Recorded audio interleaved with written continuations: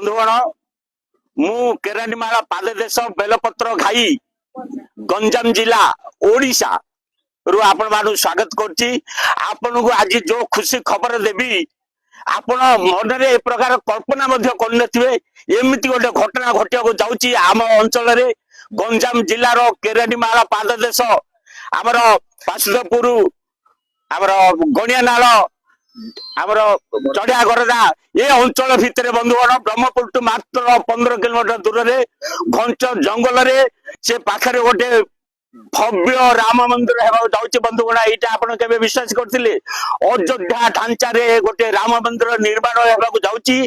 आ ये मंदिर को प्रकार किए सब तैयारी करि पाउछन्ती, किए आसुची केतळ आउची, किए माटी दान कर दउची, किए खोलिगिरी लेवल कर दउची। देखंतु बंधुगण को प्रकार सब परिष्कार परिच्छन्न हेलाडी।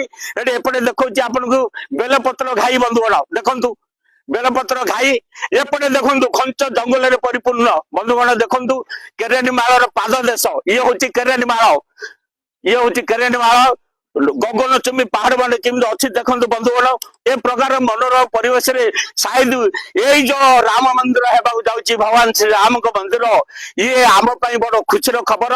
देखंतु गर्भगृह मध्ये किए खोली सारिलेनी। देखंतु बंधुगण को प्रकार गर्भगृह मध्ये खोली सारिलेनी।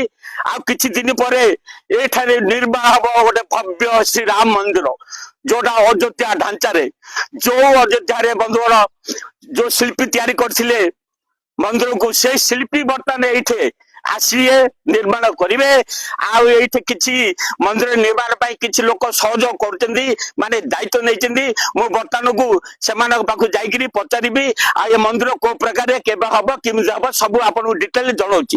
जेहेतु यही अंचल विशेषकर आदिवासी अंचल जो दिगपहंडी अंचल आदिवासी विशेषकर आदिवासी गाँ गुड़ी को रास्ता घाट एवं सामाजिक स्वास्थ्य स्वच्छता ए उपरे बेसी ध्यान दिए एवं बुलिया समय यही गाँव में सान गुरुडारे मते गणेश पूजा समय निमंत्रण करथिले।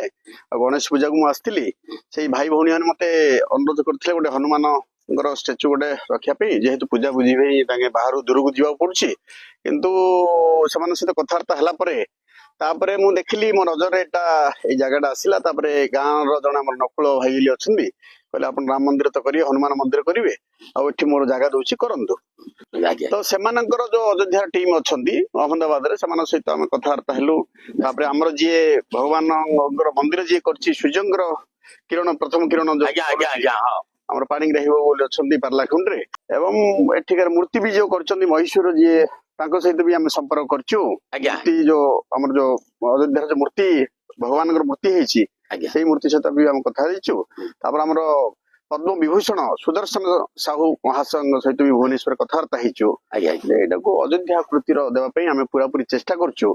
लोकंर यही गाँ पाखापाखि गाँ समस्त बहुत सहयोग अच्छी और बहुत उत्साह भी अच्छा जेहेतु गोटे मंदिर भव्य मंदिर हम तेणु सहयोग इच्छा भगवान आशीर्वाद आपण मान सहयोग भव्य मंदिर है। भुवनेश्वर थी मते ब्रह्म मुहूर्त जोटा कि सोमवार राति मंगलवार दिन सकाल 3:40 समय गोटे स्वप्नादेश है एठी गोटे मंदिर है मंदिर रे नागदेवता गुड़े शोचंती मो निद भांगला दिन किसी पंडित मानू आपण ज्ञानी लोक किसी पचारा से कहले जे नहीं मंदिर टिके जाई दीप जलांदु। मु भुवनेश्वर आसिक बुधवार दिन एठी आसिली हमर माँ भाई भौणी ने एठी काम करुथिले नागदेवता एठी गले लोक काम करूछथि जगह रे गले जाई किछि नहीं आराम रे सी अनिष्ट करने हमर माँ भाई भौणी माने सब नमस्ते कले मुंडिया मारले से सेपटे चढ़ी सी पड़ेले सी एटा को जहा शास्त्र मु जहा पढ़ी विष्णु पुराण रे अन्य पुराण मनकर जहा पढ़ी बा पंडित ज्ञानी लोक पुरोहित जहाँ पचारि मुझे जाना पाइली जे महादेव होउचंदी विष्णुंकर प्रथम वैष्णव।